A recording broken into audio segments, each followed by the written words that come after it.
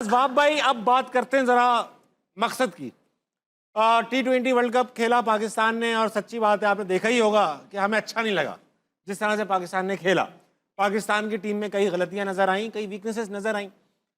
सब कुछ होने के बाद जब टीम वापस आई, ऐलान हुआ कि अब तो छोड़ेंगे नहीं, अब तो सेट कर देंगे इनको, और दो चीजें की गई।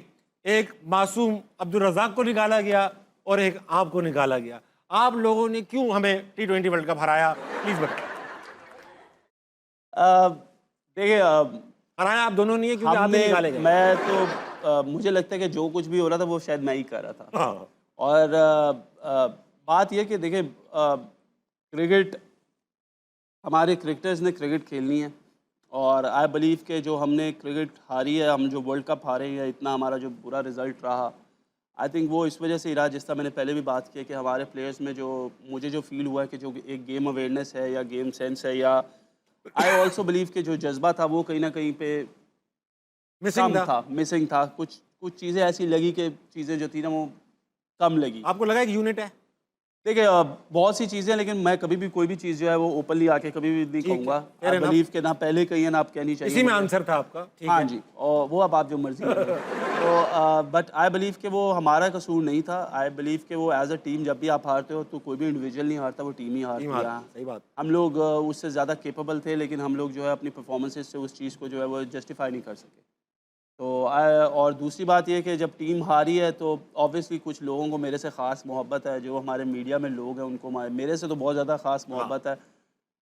तो उन्होंने हर एक चीज़ ही मेरे पे डाल दी, हर एक चीज़ का ब्लेम मुझे दे दिया। उसके बाद बोर्ड ने मुझे कहा कि आप अच्छा वहाब भाई, ऐसा है, एक था भी, देखिए मैं आपको बताता हूँ, एक इंप्रेशन क्या आया मीडिया पे कि Wahab Riaz out of nowhere team के सेलेक्टर बन गए, सीनियर मैनेजर भी बन गए, फिर कहा भाई चेयरमैन से कोई ताल्लुकात भी हैं इसीलिए सब कुछ बनाया जा रहा है। तो मीडिया की इस बात पे चीखें निकल गई कि भाई असल में सब यही चाहते हैं कि जो फेवरेटिज्म हो रहा है वो उनके साथ हो जाए, किसी और के साथ ना हो। आपको लगा आपके साथ फेवरेटिज्म था, कोई पुश कर रहा था आपको और फिर सारा ब्लेम भी आप पे डाल दिया, एस्केप गोट थे आप? देखिए, पहली बात यह है कि जब मोहसिन नकवी साहब आए, हाँ। मैं उस वक्त ऑलरेडी एक चीफ सेलेक्टर था। अच्छा, ठीक है, जब वो आए तो हम 7 सेलेक्टर बन गए।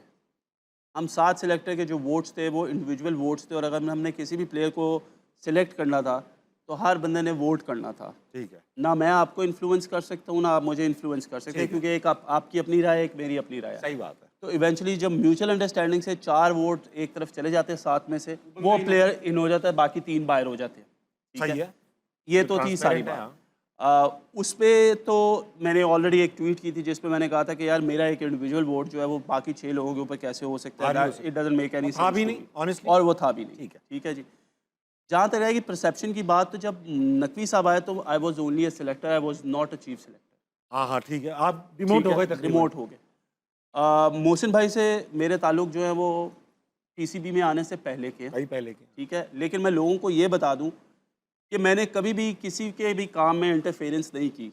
अगर मेरे से कुछ पूछा गया है तो मैंने बताया है, अगर मेरे से नहीं पूछा गया तो मैंने उसके बारे में अपनी राय नहीं दी, एक्स्ट्रा नहीं बताया। एक्स्ट्रा नहीं बताया। बहुत से ऐसे लोग हैं जिन्होंने टीवी पे बैठ के, सोशल मीडिया पे बैठ के, अपने यूट्यूब चैनल्स पे बैठ के मुझे बड़ी बातें की, मुझे बड़ा उन्होंने, जिसमें पंजाबी में कहते हैं कि जी उड़ाया।